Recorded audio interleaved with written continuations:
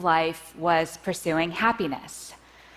Everyone said the path to happiness was success, so I searched for that ideal job, that perfect boyfriend, that beautiful apartment. But instead of ever feeling fulfilled, I felt anxious and adrift. And I wasn't alone. My friends, they struggled with this too. Eventually, I decided to go to graduate school for positive psychology to learn what truly makes people happy. But what I discovered there changed my life. The data showed that chasing happiness can make people unhappy. And what really struck me was this. The suicide rate has been rising around the world, and it recently reached a 30-year high in America. Even though life is getting objectively better by nearly every conceivable standard, more people feel hopeless, depressed, and alone. There's an emptiness gnawing away at people, and you don't have to be clinically depressed to feel it. Sooner or later, I think we all wonder, is this all there is? And according to the research, what predicts this despair is not a lack of happiness. It's a lack of something else, a lack of having meaning in life. But that raised some questions for me. Is there more to life than being happy? And what's the difference between being happy and having meaning in life? Many psychologists define happiness as a state of comfort and ease, feeling good in the moment. Meaning, though, is deeper. The renowned psychologist Martin Seligman says meaning comes from belonging to and serving something beyond yourself, and from developing the best within you. Our culture is obsessed with happiness, but I came to see that seeking meaning is the more fulfilling path. And the studies showed that people who have meaning in life, they're more resilient, they do better in school and at work, and they even live longer. So this all made me wonder, how can we each live more meaningfully? To find out, I spent 5 years interviewing hundreds of people and reading through thousands of pages of psychology, neuroscience, and philosophy. Bringing it all together, I found that there are what I call 4 pillars of a meaningful life. And we can each create lives of meaning by building some or all of these pillars in our lives. The first pillar is belonging. Belonging comes from being in relationships where you're valued for who you are intrinsically and where you value others as well. But some groups and relationships deliver a cheap form of belonging. You're valued for what you believe, for who you hate, not for who you are. True belonging springs from love. It lives in moments among individuals, and it's a choice. You can choose to cultivate belonging with others. Here's an example. Each morning, my friend Jonathan buys a newspaper from the same street vendor in New York. They don't just conduct a transaction, though. They take a moment to slow down, talk, and treat each other like humans. But one time, Jonathan didn't have the right change, and the vendor said, "Don't worry about it." But Jonathan insisted on paying, so he went to the store and bought something he didn't need to make change. But when he gave the money to the vendor drew back. He was hurt. He was trying to do something kind, but Jonathan had rejected him. I think we all reject people in small ways like this without realizing it. I do. I'll walk by someone I know and barely acknowledge them. I'll check my phone when someone's talking to me. These acts devalue others. They make them feel invisible and unworthy. But when you lead with love, you create a bond that lifts each of you up. For many people, belonging is the most essential source of meaning, those bonds to family and friends. For others, the key to meaning is the second pillar, purpose. Now, finding your purpose is not the same thing as finding that job that makes you happy. Purpose is less about what you want than about what you give. A hospital custodian told me her purpose is healing sick people. Many parents tell me, my purpose is raising my children. The key to purpose is using your strengths to serve others. Of course, for many of us, that happens through work. That's how we contribute and feel needed. But that also means that issues like disengagement at work, unemployment, low labor force participation, these aren't just economic problems, they're existential ones too. Without something worthwhile to do, people flounder. Of course, you don't have to find purpose at work, but purpose gives you something to live for, some why that drives you forward. The third pillar of meaning is also about stepping beyond yourself, but in a completely different way. Transcendence. Transcendent states are those rare moments when you're lifted above the hustle and bustle of daily life, your sense of self fades away, and you feel connected to a higher reality. For one person I talked to, transcendence came from seeing art. For another person, it was at church.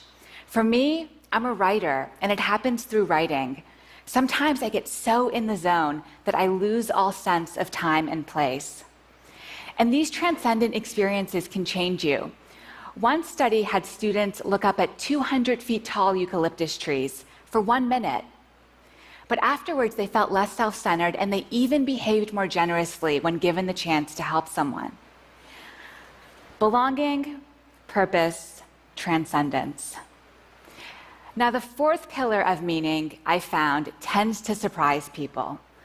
The fourth pillar is storytelling, the story you tell yourself about yourself. Creating a narrative from the events of your life brings clarity. It helps you understand how you became you. But we don't always realize that we're the authors of our stories and can change the way we're telling them. Your life isn't just a list of events. You can edit, interpret, and retell your story, even as you're constrained by the facts.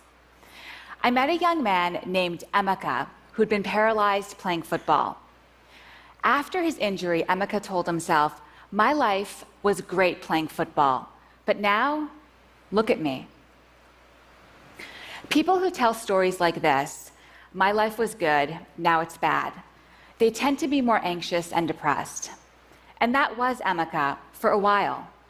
But with time, he started to weave a different story. His new story was, "Before my injury, my life was purposeless. I partied a lot and was a pretty selfish guy. But my injury made me realize I could be a better man." That edit to his story changed Emeka's life. After telling the new story to himself, Emeka started mentoring kids, and he discovered what his purpose was: serving others. The psychologist Dan McAdams calls this a redemptive story, where the bad is redeemed by the good. People leading meaningful lives, he's found, they tend to tell stories about their lives defined by redemption, growth, and love. But what makes people change their stories? Some people get help from a therapist, but you can do it on your own too, just by reflecting on your life thoughtfully.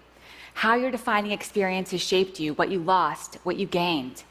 That's what Emeka did. You won't change your story overnight. It could take years and be painful. After all, we've all suffered and we all struggle. But embracing those painful memories can lead to new insights and wisdom, to finding that good that sustains you. Belonging, purpose, transcendence, storytelling. Those are the 4 pillars of meaning. When I was younger, I was lucky enough to be surrounded by all of the pillars. My parents ran a Sufi meeting house from our home in Montreal. Sufism is a spiritual practice associated with the whirling dervishes and the poet Rumi. Twice a week, Sufis would come to our home to meditate, drink Persian tea, and share stories. Their practice also involved serving all of creation through small acts of love, which meant being kind even when people wronged you. But it gave them a purpose: to rein in the ego. Eventually, I left home for college, and without the daily grounding of Sufism in my life, I felt unmoored, and I started searching for those things that make life worth living. That's what set me on this journey. Looking back, I now realize that the Sufi house had a real culture of meaning. The pillars were part of the architecture, and the presence of the pillars helped us all live more deeply. Of course, the same principle applies in other strong communities as well, good ones and bad ones. gangs, cults. These are cultures of meaning that use the pillars and give people something to live and die for. But that's exactly why we, as a society, must offer better alternatives. We need to build these pillars within our families and our institutions to help people become their best selves. But living a meaningful life takes work. It's an ongoing process. As each day goes by, we're constantly creating our lives, adding to our story. And sometimes we can get off track. Whenever that happens to me, I remember a powerful experience I had with my father. Several months after I graduated from college, my dad had a massive heart attack that should have killed him. He survived, and when I asked him what was going through his mind as he faced death, he said all he could think about was needing to live so he could be there for my brother and me, and this gave him the will to fight for life. When he went under anesthesia for emergency surgery, instead of counting backwards from 10, he repeated our names like a mantra. He wanted our names to be the last words he spoke on earth if he died. My dad is a carpenter and a Sufi. It's a humble life, but a good life. Lying there facing death, he had a reason to live: love. His sense of belonging within his family, his purpose as a dad, his transcendent meditation repeating our names, these, he says, are the reasons why he survived. That's the story he tells himself.